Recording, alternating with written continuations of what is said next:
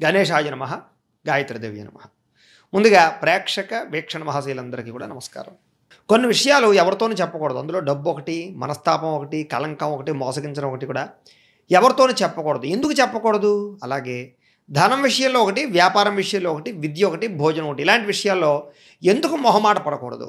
అలాగే భార్య, భోజనం, ధనం, ఈ మూడు విషయాల గురించి కూడా చాణక్యుడు అద్భుతంగా దానికి సంబంధించినటువంటి విషయాలు చెప్పాడు. ఆ విషయాలు ఏమిటి అనే విషయాన్ని ఇప్పుడు మనం తెలుసుకునే ప్రయత్నం చేద్దాం. సింహాదేకం కాదేకం శిక్షేశ్చత్వారి కుక్కుటాత్ వాయసాత్ పంచ శిక్షేచ్ఛ షట్ శునః త్రీణి గర్ధభాత్. అంటే దీని అర్థం ఏంటి అంటే కనుక సింహం, కొంగ, వీటి నుండి ఒక్కొక్క విషయాన్ని సేకరించాలట, తెలుసుకోవాలట వాటి గురించి. అంటే సింహం గురించి, కొంగ నుంచి, అలాగే కోడి నుంచి 4 విషయాలు తెలుసుకోవాలట, కాకి నుంచి 5 విషయాలు తెలుసుకోవాలట, కుక్క నుంచి 6 విషయాలు తెలుసుకోవాలట, గాడిద నుంచి 3 పాఠాలు నేర్చుకోవాలట.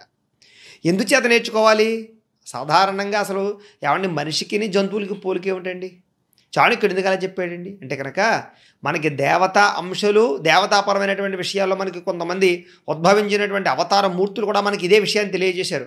అందుకు మనం దత్తాత్రేయ స్వామి వారి ఫోటో ఎప్పుడు ఏం చూసాం అనుకోండి, దత్తాత్రేయ స్వామి వారి ఫోటో చుట్టూ ఏముంటాయి? అనేక రకాల జంతువులు ఉంటాయి, ఉండవా? మామూలుగా కుక్క ఒకటి, ఆవు ఒకటి, ఇలా అనేక రకాల జంతువులు. అంటే సాధారణంగా మనకి దేవతల చుట్టూ, అవతార మూర్తుల చుట్టూ కొన్ని రకాల జంతువులు మనం చూస్తూ ఉంటాం. అయితే ఎందుచేత దేవతలతో పాటుగా ఈ జంతువులు వెనకాల పెట్టుకుంటున్నారు అంటే వాళ్ళు మనకి ఆ దేవతామూర్తి యొక్క అవతార స్వరూపం నుంచి ఏదో రకమైనటువంటి ఒక ఉపోద్ఘాతాన్ని చెప్దాం అనుకుంటున్నారు, లేదా ఒక అద్భుతమైనటువంటి నీతి చెప్దాం అనుకుంటున్నారు. ఆ నీతిని మనం తెలుసుకోవాలి. ఇప్పుడు కృష్ణుడు అంటే కృష్ణుడు వెనకాలే ఖచ్చితంగా ఆవు ఉంటుంది, అలాగే పైన నెమలపించి ఉంటుంది. ఇలాగా దాంట్లో ఉండే నెమలపించాన్ని బట్టి ఆయన లక్షణాలని, వెనకాలండే ఆవును బట్టి కొన్ని లక్షణాలని, ఇలాగా ఒక అవతారమూర్తి వెనకాలండే జంతువులను బట్టి కూడా కొన్ని రకాల నీతులు మనం తెలుసుకుంటూ ఉంటాం కదా. అందుచేత అలాగే ఏమిటి అంటే కనుక మన జీవితంలో జంతువుల నుంచి కూడా అనేక రకాల విషయాలు నేర్చుకోవాలి అని మనకు చెప్తున్నారు. అయితే ప్రధానంగా దేని నుంచి ఏమేమి నేర్చుకోవాలో కూడా ఇక్కడ చాణక్యుడు మనకి స్పష్టంగా క్లియర్గా చెప్తున్నాడు. ఏమిటా విషయము అంటే కనుక ప్రభూతం కార్యమల్పం వాన్నరః కర్తుమిచ్చతి యన్నరః కర్తుమిచ్చతి సర్వారంభేణ తత్కార్యం సింహాదేకం ప్రచక్ష్యతే. అంటే దీని అర్థం ఏంటి అంటే కనుక సింహాన్ని చూసి ఒక అద్భుతమైనటువంటి విషయాన్ని మనం తెలుసుకోవాలి. ఏమిటా విషయము అంటే కనుక ఏదైనా పని చేయాలనుకుంటే దానిని చాలా బలంగా, చాలా విశ్వాసంతో, దాని మీద దానికి ఉండేటటువంటి సంపూర్ణ విశ్వాసాన్నంతటిని కూడా, బలాన్నంతటిని కూడా కేంద్రీకరించి దాని మీదే దృష్టి పెట్టి ఆ పని పూర్తయ్యేదాకా దాన్ని విడిచిపెట్టకుండా అదే లక్ష్యాన్ని పెట్టుకుని ఆ లక్ష్యాన్ని ఛేదించేదాకా గురి తప్పకుండా దానికి ఎన్ని దెబ్బలు తగిలినా, ప్రాణాపాయ పరిస్థితి వచ్చినా, ఎన్ని బాణాలు పెట్టుకుంటున్నా సరే అది చెయ్యాలనుకున్న పని అది చేసి తీరుతుంది. అది సంహరించాలనుకున్న జంతువుని వేటాడి ఖచ్చితంగా సంహరించే తీరుతుంది. ఈలోపు ఎన్ని ముళ్ళు గుచ్చుకున్నా, ఎన్ని పొలాలు గుచ్చుకున్నా, ఎంతమంది బాణాలు వేసినా కూడా. అంటే సింహం అనేటటువంటి దాని లక్షణం నుంచి మనం ఏం నేర్చుకోవాలి అంటే కనుక మనం ఏదైనా ఒక దృఢమైన సంకల్పం చేసాము అంటే కనుక, ఏదైనా ఒకటి సాధిద్దాము అనుకున్నామంటే కనుక, మనం ఏదైనా ఒక గోల్ పెట్టుకున్నామంటే కనుక ఖచ్చితంగా ఆ గోల్ సాధించే చచ్చిపోవాలి తప్ప ఈలోపు ఎంత ప్రాణాపాయ పరిస్థితి వచ్చినా సరే గోల్ కోసం పోరాడాలి. అంటే అంతలాగా ఒక సంకల్ప బలం, ఒక ధైర్యము, ఒక విశ్వాసము, ఒక పూనిక, అన్నిటికన్నా మన మీద మనకుండే నమ్మిక. నిజంగా సింహానికి ఎన్ని దెబ్బలు తగిలినా కూడా దాని మీద దానికి ఆ విశ్వాసం ఉంటుంది. నేను చావను, ఈ పని పూర్తయ్యేదాకా నేను చావకూడదు అనే విశ్వాసమే దాన్ని బతికిస్తుంది. అంచేత ఏమిటి అంటే కనుక అందుకనే సింహం దేన్ని చూసి భయపడదు, అంతెందుకు ఏనుగుని చూసి కూడా భయపడదు. అందుకనే అది మొత్తం మృగానికి రాజు అయింది, మృగరాజు అయ్యాడు సింహం. కారణం ఏమిటి అంటే కనుక దేన్ని చూసి భయపడ్డో, అవతల వాడిని చూసి అంటే కృంగిపోయేటటువంటి రకం కానీ, లేదా నీరసించే రకం కానీ, చలించే రకం కానీ, ఇలాంటి లక్షణాలు ఏవీ లేకుండా ధైర్యంతో పోరాడే గుణం మాత్రమే సింహానికి ఉన్న కారణం చేత సింహం రాజు అయ్యింది. అంచేత సింహాన్ని చూసి మనల్ని కూడా అలాంటి లక్షణాలు నేర్చుకోమంటాడు మనకి చాణక్యుడు. చూసారా? అలాగే ఇంద్రియాణిచ సంయమ్య బలవత్ పండితో నరః దేశకాల బలం జ్ఞాత్వా సర్వకార్యాన్ని సాధయేత్. అంటే కొంగను చూసి ఏం నేర్చుకోవాలి అంటే కనుక ఒక కొంగ ఉందనుకోండి, అది నీటిలో ఉండేటటువంటి చేప కానీ, లేకపోతే ఏదైనా చిన్న చిన్న పురుగులు కానీ, ఇవన్నీ చూసినప్పుడు దాన్ని పట్టుకోవడానికి చాలా శ్రద్ధ వహిస్తుంది. అందుకనే కొంగ జపం అంటారు. కొంగ ఒంటికాల మీద జపం చేస్తూనే నటిస్తూ, దానికి అసలు దేని గురించి అంటే దేని వేటాడడానికి వచ్చినట్టుగా కాకుండా అదేదో దాని పని చేసుకుంటున్నట్టుగా నటిస్తూ, అలాగ కదలకుండా బొమ్మలాగా, అంటే ఒక ఏదో చిన్న శిలలాగా తయారైపోయి అక్కడే నించుంటుంది. కానీ అలా ఏకాగ్రతతోటి ఎప్పుడు ఆ చేప కానీ ఆ పురుగు కానీ పైకి వస్తుందా, దాని ముక్కుకి కరెక్ట్గా అందుతుందా, దాని టైమింగ్ ప్రకారంగా ముక్కుతోటి ఆ చేపని పట్టుకోవడానికి అది అలాగ చేప వంకే చూస్తూ తిరుగుతూ, చేప ఎంత స్పీడ్గా తిరుగుతుంది, చకటకటగా తిరిగేస్తుంది నీటిలో కదా. కానీ అది ఎక్కడ కూడా అది దేన్నైతే పట్టుకుందాం అనుకుంటుందో, ఏ పురుగునైతే పట్టుకుందాం అనుకుంటుందో దానికేసే కన్ను ఆర్పకుండా అలా ఏకాగ్రతతో చూసి చూసి చూసి ఖచ్చితంగా దాన్ని ఛేదిస్తుంది, పట్టుకుంటుంది. అంటే అది ఏదైతే పని ఉందో దాని మీద ఏకాగ్రత దానికి ఉంటుంది. ఆ ఏకాగ్రత వల్ల శరీరాన్ని కూడా కదల్చకుండా రాయిలా ఉక్కులా పట్టుకుని ఉంటుంది, ఒగ్గబట్టుకుని ఉంటుంది. అంటే దాన్ని బట్టి మనల్ని ఏం అర్థం చేసుకుంటున్నాడు చాణక్యుడు అంటే కనుక, మనం కూడా ఏదైనా ఒక పని సాధిద్దాం అనుకున్నామంటే కనుక దాని గురించి ఏకాగ్రత, పట్టుదలతో పాటుగా ఓర్పు, సహనం కావాలి. ఇది చాలా ముఖ్యం. శారీరక పరంగా దేన్నైనా పొందుదాం అనుకున్నాం అనుకోండి, అది అది దాని అర్హత మనకు ఉందా, అంత డబ్బు మన దగ్గర ఉందా, లేకపోతే అది పొందడానికి ఎలాగ మనం ప్రయత్నం చేయాలి కావాలి.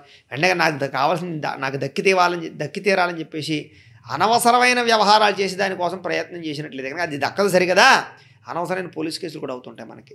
అలాగే చదువు విషయంలోనైనా సరే ఏదో సర్టిఫికేట్లు కొనుక్కుందాం, రికమెండేషన్ జాబులు చేసుకుందాం అని కాదు. మనం ఏదైనా ఒక జాబ్ కానీ, ఒక వ్యవస్థ కానీ ఏదైనా మనం సాధిద్దాం అనుకున్నామంటే కనుక ఏకాగ్రత, పట్టుదలతో పాటుగా ఓర్పు, సహనం కావాలి. ఎదురు చూడాలి. ఈ సంవత్సరం అవ్వలేదా, తప్పులు మనలోనే ఉన్నాయి, మనం ఇంకా కష్టపడాలి, ఇంకా పొద్దున్నే లేవాలి, ఇంకా ఎక్కువసేపు చదవాలి, ఇంకా ఎక్కువ వ్యామోహాలు తగ్గించుకోవాలి. ఇలాంటి ఆలోచనతో, ఏకాగ్రతతో మిమ్మల్ని మీరు బంధించుకుని పట్టుదలతో శ్రమించినట్లయితే కనుక కొంగ ఎలాగైతే తనని తాను బలవంతంగా కట్టుకుంటుందో, ఓర్పు సహనంతో ఎదురు చూస్తూ ఉంటుందో అవకాశం వచ్చేదాకా అలా ఎదురు చూసి ఎవరైతే పట్టుకుంటారో అవకాశాన్ని, ఖచ్చితంగా ఒకసారి పట్టుకున్న తర్వాత ఇంకా చేప మళ్ళీ వదులుకోవడానికి లేదు, ఖచ్చితంగా ఆహారం అయిపోతుంది. అంతే, అంత గట్టిగా పట్టుకుంటుంది కొంగ. అంచేత ఖచ్చితంగా దీన్ని చూసి, ఒక కొంగను చూసి ఈ ఒక్క అద్భుతమైన విషయాన్ని నేర్చుకోవయ్యా మనిషి అని చెప్పి ఈ చాణక్యుడు చెప్తున్నాడు. చూశారు అంత గొప్ప విషయమో. ఈ పిల్లలకి చాలా ఇంపార్టెంట్, నేర్పాలి, ఖచ్చితంగా చూపించాలి పిల్లలకి వీడియోలో. అలాగే ఇంకొక అద్భుతమైనటువంటి శ్లోకాన్ని చెప్పాడు. శ్లోకాలు చాలా ఒక్కొక్కటి నిజంగానండి చదువుతూ ఉంటుంది, అందులో ఉండేటటువంటి ఆనందమే వేరు అసలు. అలాగే ప్రత్యుత్థానంచ యుద్ధంచ సంవిభాగంచ బంధుషు స్వయమాక్రమ్య భుక్తంచ శిక్షేచ్చత్వారి కుక్కుటాత్. అంటే కుక్కుటము అంటే కోడి అని అర్థం. కోడి నుంచి 4 గుణపాఠాలు నేర్చుకోమంటున్నాడు. ఏమిటవి అంటే కనుక, కోడి ఏం చేస్తుంది అంటే కనుక పొద్దున్నే లేస్తుంది. నిజంగా ఈ ప్రపంచంలో చాలా గొప్ప గుణం, అదృష్టం, లేదా ఒక రకంగా చెప్పాలంటే గుడ్ హ్యాబిట్ ఏదైనా ఉంది అంటే కనుక తెల్లవారుజామున లేవడమే. అలాగే శత్రువులను ఎదుర్కోవడానికి సిద్ధపడడం. సాధారణంగా పందాలు అనేసరికి కోడి పందాలు చాలా ఫేమస్. అందులో పండగల సీజన్ వచ్చిందంటే అందులోని తూర్పుగోదావరి, పశ్చిమ గోదావరి ఇలాంటి ప్రాంతాలలో ఖచ్చితంగా ఈ కోడి పందాలు అంటే చాలా ఫేమస్. అయితే కోళ్ళ గురించి మనకు తెలిసిందే కదా, అది శత్రువుని ఎదుర్కోవడంలో నిజంగా అవతల శత్రువుని చంపేదాకా కూడా ఊరుకోదు. దీనికి ఇన్ని దెబ్బ తగిలిన, రక్తం గారిపోతున్నా, ప్రాణాపాయ పరిస్థితుల్లో ఉన్నా సరే కోడి పగబట్టింది అంటే కనుక, ఆ సమయంలో యుద్ధంలో దిగింది అంటే కనుక, బరిలో దిగింది అంటే కనుక చావోరేవో విజయం సాధించడానికి ప్రయత్నం చేస్తూ ఉంటుంది చివరిదాకా కూడా, అనుక్షణం కూడా. అంటే అలాంటి అద్భుతమైనటువంటి గుణం కోళ్ళలో ఉంటుంది. అలాగే ఇంకొక గుణం ఏమిటి, తను సంపాదించిన దానికి మిగిలిన వాటికి పెడుతుంది. అంటే మిగిలిన కోళ్ళకి పెడుతుంది, మిగిలిన తన పిల్లలకి పెడుతుంది, ఆ రకంగా పంచుతుంది అనమాట. అలాగే ఒకవేళ తన వాటా ఏదైనా కోల్పోతుంది అనుకోండి, పట్టుదలతో దాన్ని పొందడానికి ప్రయత్నం చేస్తుంది తన వాటా కోసం. ఇలాగేమిటి అంటే 4 లక్షణాలు కోడిని చూసి నేర్చుకోమన్నాడు. అంచేత తెల్లవారుజామున లేవడం అంత గొప్ప అద్భుతమైనటువంటి, అదృష్టమైనటువంటి లక్షణం ఇంకొకటి లేదు.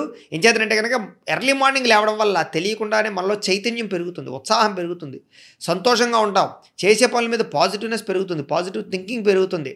అలాగే ఏదైనా మనం సాధించగలమనే ఆత్మవిశ్వాసం పెరుగుతుంది, టైం చాలా మిగులుతుంది. ఇలా అనేక రకాల కారణాలు ఉన్నాయి. అంచేత తెల్లవారుజాములు లేచిన వాడు అందుకనే తొందరగా సక్సెస్ అవుతాడు, బాగా చదువుకోగలుగుతాడు, జ్ఞాపశక్తి ఉంటుంది, ఏదైనా సాధిస్తాడు అని.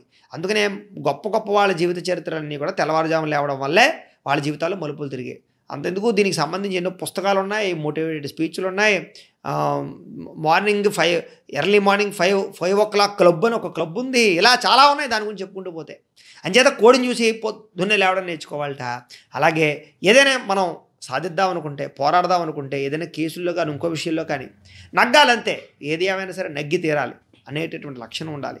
అలాగే 10 మందికి పంచాలి, మీ వాటా కోసం మీరు పోరాడాలి. ఇలాంటి 4 లక్షణాలని మనం కోడిని చూసి నేర్చుకోమన్నాడు. చూసారా, ఇలాగేమిటి అంటే ఒక్కొక్క జంతువులను చూసుకుని అనేక నీతులు కానీ లేకపోతే విషయాలు కానీ మనం నేర్చుకోవాలి అని ఈ విషయాలు మనకి ఎంత గొప్పగా చెప్తున్నాడు చూడండి. అయితే ఇంకా ఇలాంటి విషయాలు చాలా ఉన్నాయి. ముఖ్యంగా ఈ విషయాలు ఎందుకు చెప్తున్నామయ్యా అంటే కనుక ఇది మనం తెలుసుకోవాలి, మనతో పాటుగా మనకి పిల్లలకి చెప్పాలి. కాబట్టి ఇలాంటి అద్భుతమైన వీడియోలు పిల్లలకు కూడా చూపించండి. మీరు గుర్తుపెట్టుకున్న పిల్లలకి చెప్పడానికి ప్రయత్నం చేయండి. కుదిరితే ఇలాంటి శ్లోకాలు కాస్త గుర్తుపెట్టుకోవడానికి ప్రయత్నం చేయండి. ఇలాంటి మంచి విషయాలు, ఇంకా అద్భుతమైన విషయాలు ఇంకా చెప్పాడు. ఇంకా మనం 3 జంతువుల గురించి చెప్పుకున్నాం. ఇంకా 3 జంతువుల గురించి చెప్పుకోవాలి. అది తదుపరి వీడియోలో మనం మిగతా విషయాల గురించి చెప్పుకునే ప్రయత్నాన్ని చేద్దాం. గోబ్రాహ్మణేభ్యః శుభమస్తు నిత్యం. లోకాః సమస్తాః సుఖినో భవంతు. స్వస్తి. ఈ వీడియో కనుక మీకు నచ్చినట్లయితే లైక్ చేయండి, అందరికీ షేర్ చేయండి. ఇంకా ఎవరైనా ఈ ఛానల్ కనుక సబ్స్క్రైబ్ చేసుకోకుండా ఉన్నట్లయితే కనుక కాస్త సబ్స్క్రైబ్ కూడా చేసుకోవాల్సిందిగా మనస్ఫూర్తిగా ఆశిస్తూ గోబ్రాహ్మణేభ్యః శుభమస్తు నిత్యం. లోకాః సమస్తాః సుఖినో భవంతు. స్వస్తి.